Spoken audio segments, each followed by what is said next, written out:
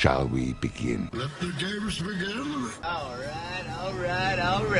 A new age has begun. An age of freedom. Are you not entertained? Are you not entertained? Get to the chopper! This is going to be quite a ride.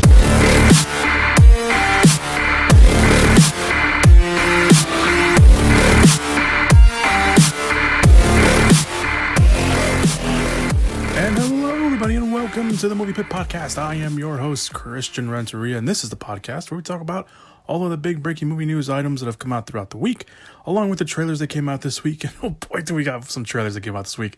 And we will talk about the movies that are coming out in theaters and streaming for all your viewing pleasures. Ladies and gentlemen, it's been a while, and I've missed the last 3 weeks of the podcast, and I severely apologize. And that is something that I did not want. I never want to take too much time away from the podcast, but if you follow the podcast Twitter account, which is linked down below in the description / show notes area, I told up on there, put a tweet up there that I've been in and out of the doctor's office, and I did find out that I had to have a very small, very quick procedure that's going to be taking place next week, but nothing serious. I'm okay. It's a regular kind of routine procedure that that gets done, and it kind of just unfortunately has to happen to me. So but I'm okay. I am. So but I do want to apologize for there being no podcast the last few weeks. On top of that, also work, it just, getting in, not getting in the way, obviously, I need to make money, but, it just, when you obviously want to, do something like podcasting, it's a little difficult to do that. So, this podcast will probably be coming out a little later than usual, because again, work is going to get in the way. So I apologize for the potential late upload on this podcast, especially compared to the last few a handful of podcasts where they've all been coming out pretty early. So apologies for that. But let's get right to the podcast because we have surprisingly not a lot of news, but the news that we did get is pretty big. So, beggars can't be choosers there. So we're going to start off like we always do, of course, with trailer talk. Coming soon to theaters. Some quick trailer thoughts on some trailers that came out. We're not going to talk about all the trailers because it was a very big trailer heavy week. So we're not going to talk about all of them. I'm just going to mention some of them. All of the trailers, though, for the movies that... Oh, yeah. All the trailers for the movies... Wait, no. I'm messing with... This is what happens when you take a few weeks off. All of the movie trailers that came out will be linked down below. We're not going to talk about all of them, but all of them will be linked down below in the description / show notes area. So we're just going to talk about a few of them. I want to mention Dog, which is starring and co-directed by Channing Tatum. He plays a former Army Ranger who is tasked with delivering a service dog to a soldier's funeral. It's from the way the trailer plays out, it looks like he's been out of the game and he wants to get back in it. And this is kind of their way of making sure that he's committed to it and that he's ready. And the dog, of course, is not the most friendliest of dogs. So it's pretty much a road trip movie with the dog shenanigans in there. Looks very cute. It's a dog movie. I know a lot of people love dog movies. So there you go. That will open next year in February. We'll obviously talk more about that when it gets closer to the release date. There was another trailer, another quick trailer reaction here for Disney and Pixar's newest movie, Turning Red. It's been a while since we've seen anything from this movie.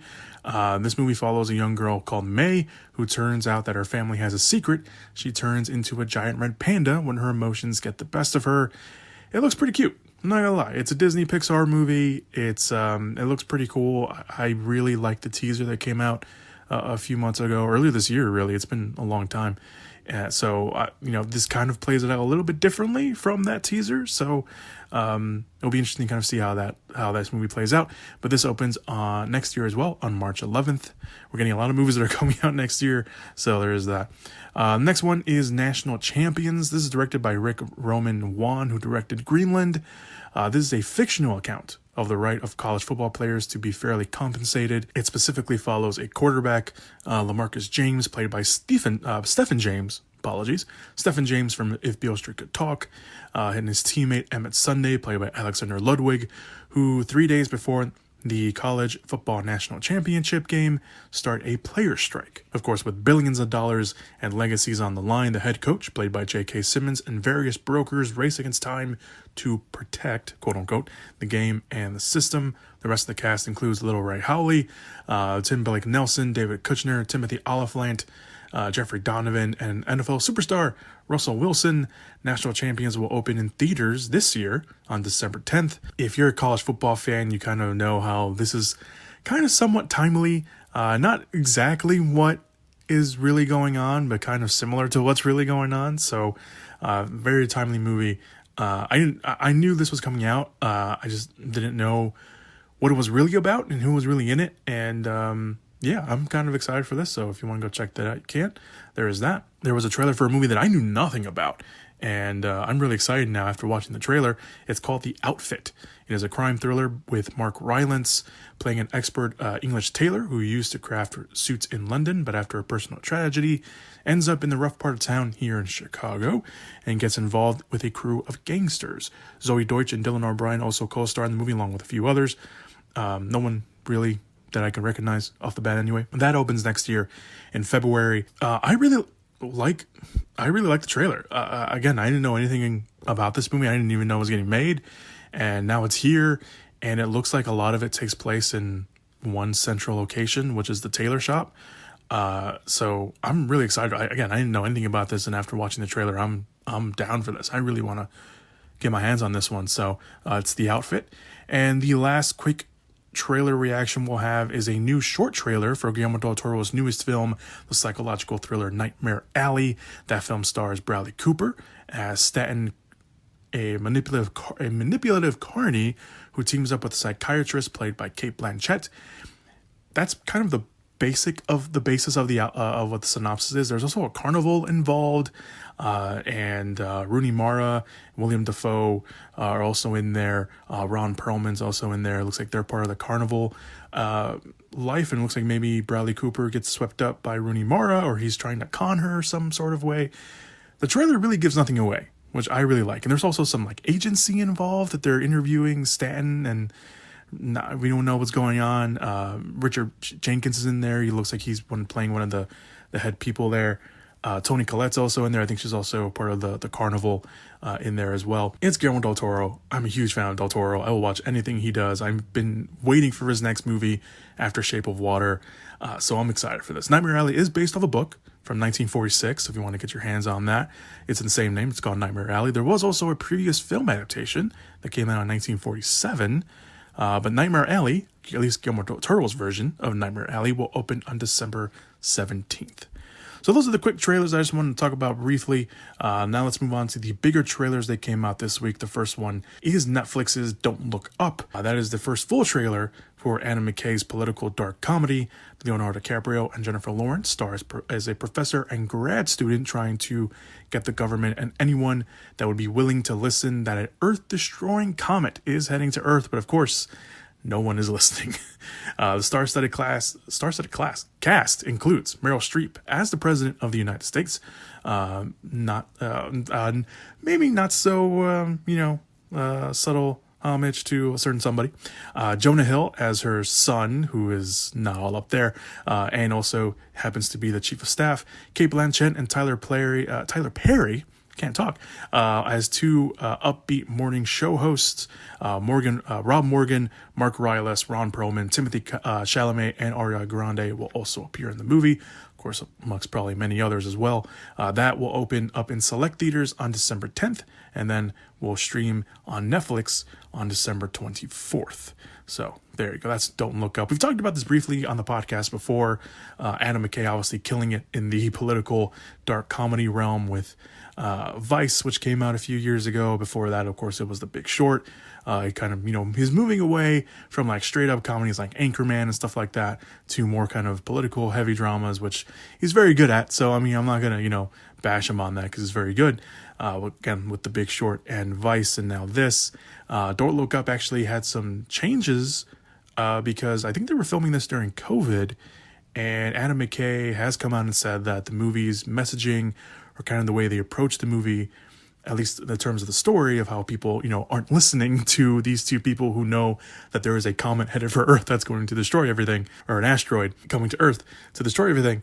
That, it's kind of them, it's kind of that, him paying a very unfortunate homage to how, people didn't listen to the science of COVID.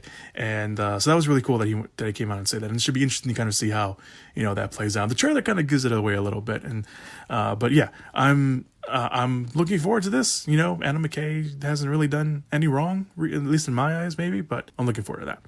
And of course, the big trailer, the trailer that everyone is still talking about, the one that everyone's over-analyzing to, Kingdom Come. It is, of course, the new trailer for Spider-Man No Way Home. Sony released a new trailer for pretty much the most anticipated, highly anticipated movie for the rest of the year. The trailer's crazy. It's jam-packed. There's, we get potentially all the villains, Alfred Molina as Doc Ock, who may be getting the most screen time. At least he got the most screen time in the trailer, for sure.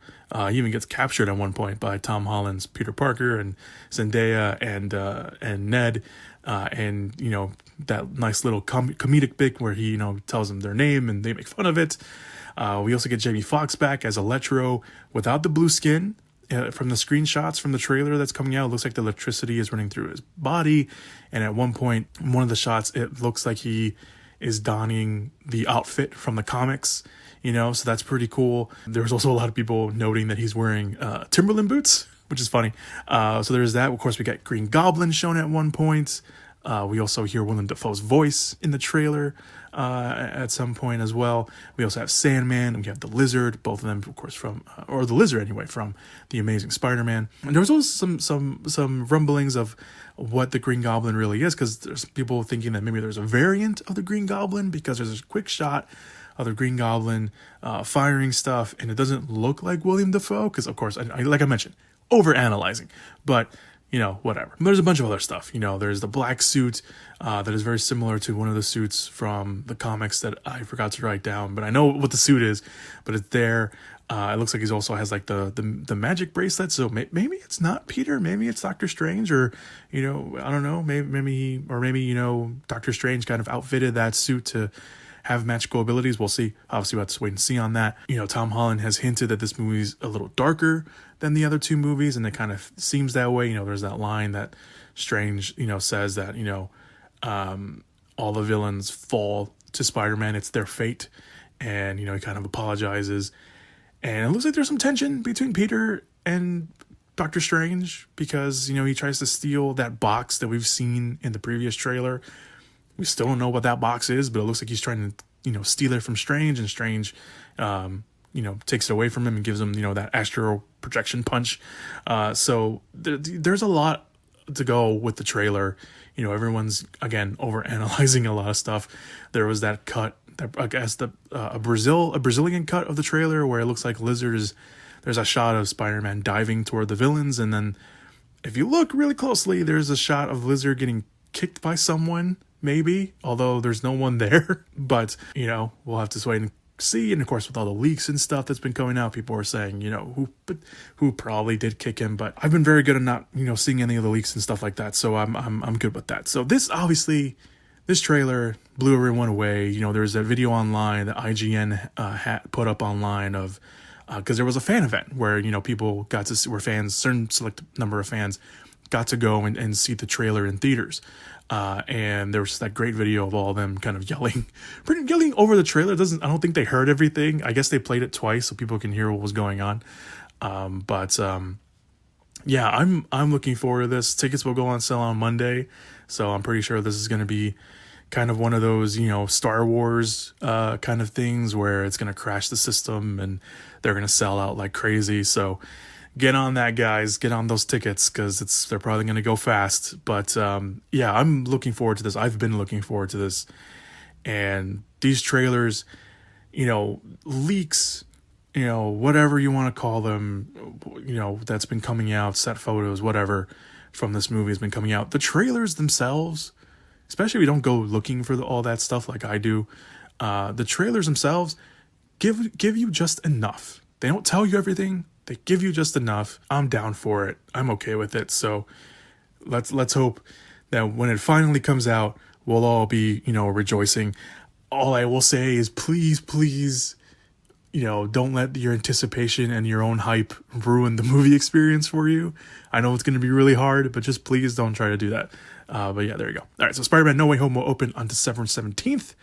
That is it for trailers. Again, there's a lot more trailers that came out this week. I didn't want to get into all of them, but all of them are linked down below, so you can watch them, including these, whether it's for the first time, whether it's probably for the 100th time in the case of that Spider-Man trailer. So yeah, go check those out. All right, let us move on to the big movie news items of the week. All right, so the first movie news item we're going to talk about is Paramount Players, the genre-heavy banner from Paramount Pictures, is developing a remake of Pumpkinhead. The horror outlet Bloody Disgusting learned of the remake, and reports say that the script is completed and production is ramping up, with the hopes to have a director announced in the coming months, presumably a cast as well. There was a Pumpkinhead remake planned years ago with the script that was also already done, but obviously nothing ever came from it. No word yet on who wrote the remake or reboot or whatever they're going to call it here, but I'm sure we'll hear who wrote it when a director or directors are announced. The original 1988 movie, directed by Stan Winston, yes, that Stan Winston, starred Lance Henriksen, who played Ed Harley, a grieving father who conjures up the monster of Pumpkinhead in an effort to kill those who took his young son from him. The franchise got 3 sequels, then got 2 made-for-TV sequels. So there's, do the quick math on that, made from this franchise. There's a comic book and also a very poorly received video game back in 1995, which I do not remember, but apparently from the reports, it was not very well received. So there you go. Pumpkinhead, I remember watching the first one. I think I probably watched one of the sequels. I can't remember which one it was, though.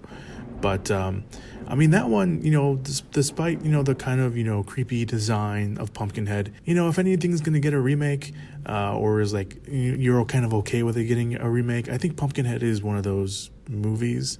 I don't think the Pumpkinhead fans are as diehard about keeping that franchise sacred as Friday the 13th or Halloween or Nightmare on Elm Street. But I don't know. I'm sure there's people that are upset about this, but I think Pumpkinhead is one of those movies where, I think that could benefit from a remake. Benefit at the very least. I don't know if it'll be better, but at least it will benefit from it. Moving on, Mel Gibson is reportedly in talks to direct the 5th installment of Lethal Weapon. Gibson is already set to reprise his role in that movie along with Danny Glover. For the 5th film, Gibson will be replacing the late Richard Donner, who of course passed away this past July, who was going to direct the 5th movie. It was also going to be his last movie he directed, unfortunately, before, like I said, his untimely passing. Lethal Weapon is being developed for HBO Max, so there's no word yet if it will get a theater release, but at the moment, it is only going to be an HBO Max movie. There's still no word yet on when production will begin, or if anyone will come, or if anyone else from the franchise will be coming back. I'm assuming probably Richard Donner kind of had that, in tow, where everyone's probably going to come back, but at the moment there's no real news or anything like that. Mel Gibson taking over directing, it makes sense. He was already there. Obviously he has movies under his belt, so it makes sense. He's been with the franchise since the very beginning, so yeah, again, it just makes sense for that. All right, moving on. Some more reboot news. Warner Brothers is doing a reboot of the Steven Seagal action movie Under Siege. Not only that, they have a writer and director in tow. Writing the movie will be, I'm going to mispronounce his name and I apologize for that, Umair Alim, maybe? He was one of the writers on Netflix's Kate, the movie with Mary Elizabeth Winstead that came out a couple months ago. And directing will be Timo, I always mispronounce his last name, even though I'm a very big fan of his, I always mispronounce his last name. Timo Tahajanto. He directed The Night Comes For Us, which is on Netflix. Also The Devil May Take You, the first one and the sequel. He also directed a lot of action movies like Headshot and stuff like that. But The Night Comes For Us, if you need an action movie to watch on Netflix, that one is definitely the one I would highly recommend. I am recording this from school, by the way, so if you hear anything in the back, I don't know if you hear those alarms in the background.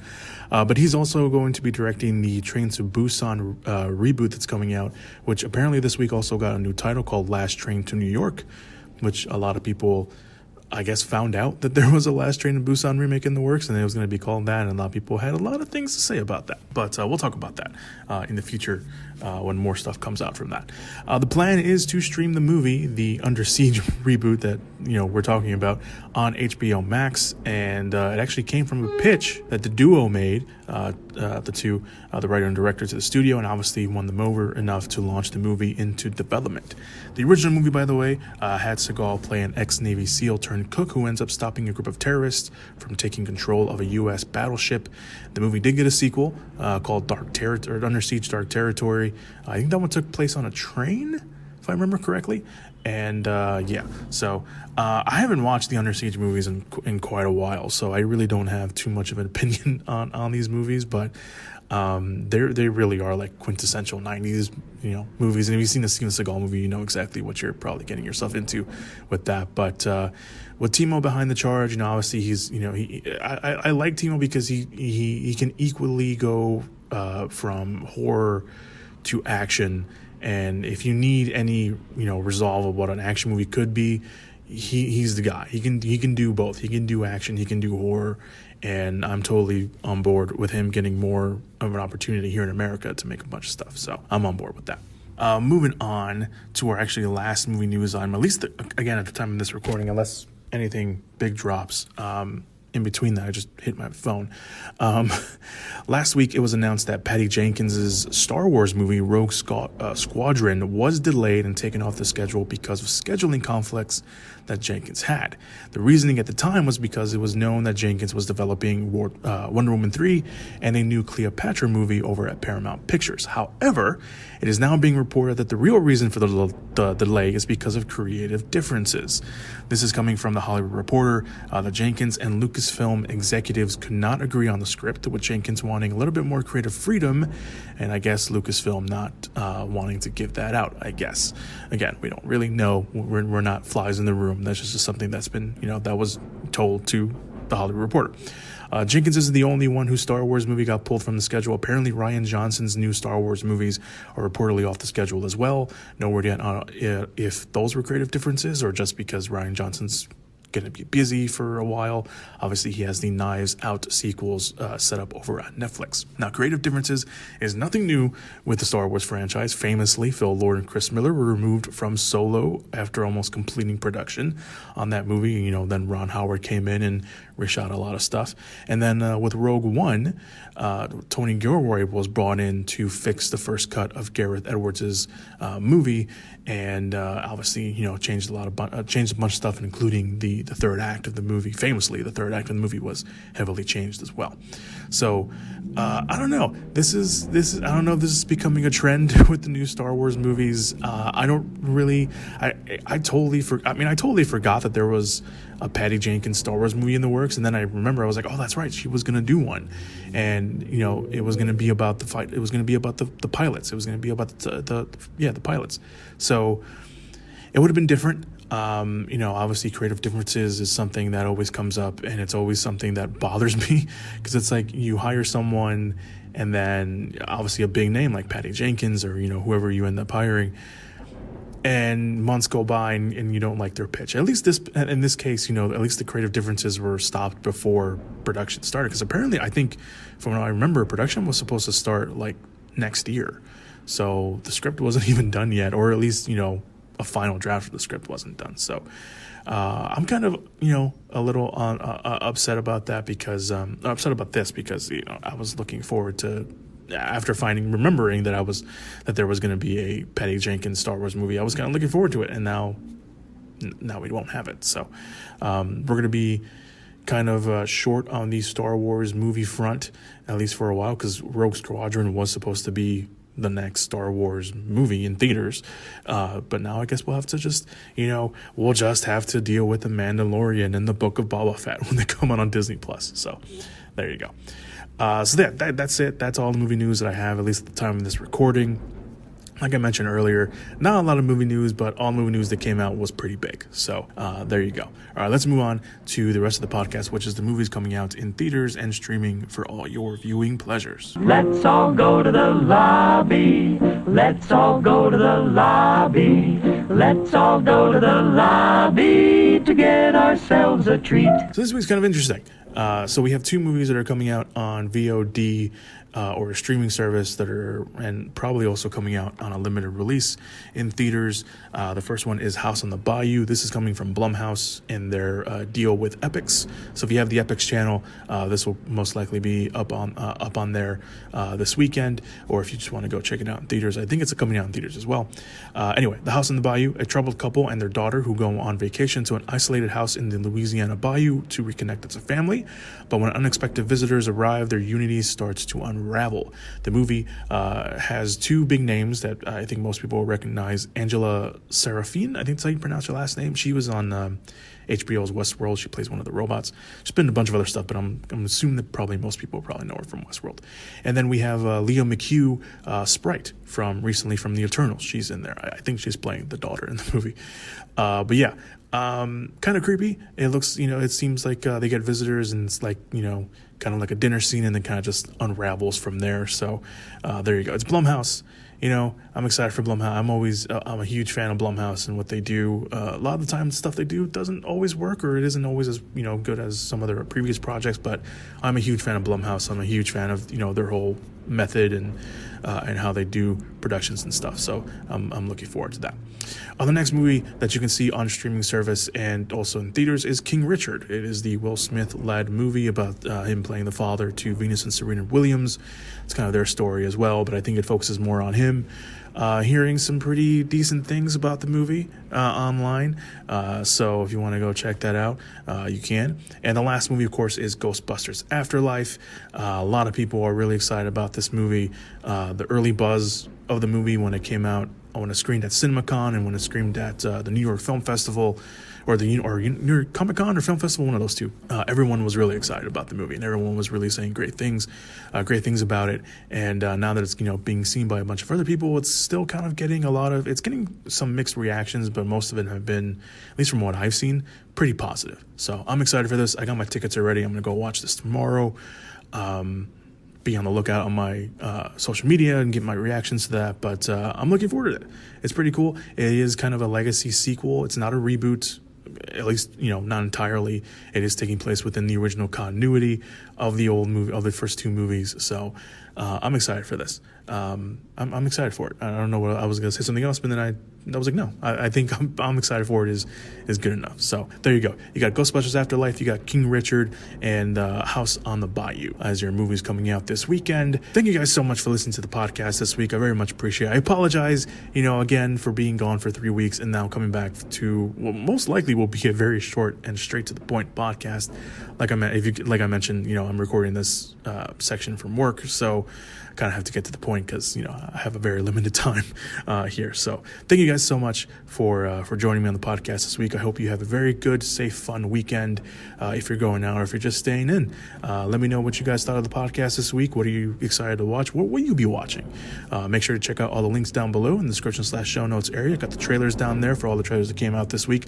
Also for the social media accounts, if you want to follow me over there. I am doing a Q&A podcast next week, which will be coming out very early in the week because obviously next week is Thanksgiving, so I don't want to take any time away from the family to record a podcast, so I'll be recording that very early. So please get your questions in so I can answer some of them. I already got some good ones lined up already, so I'll be recording that early next week.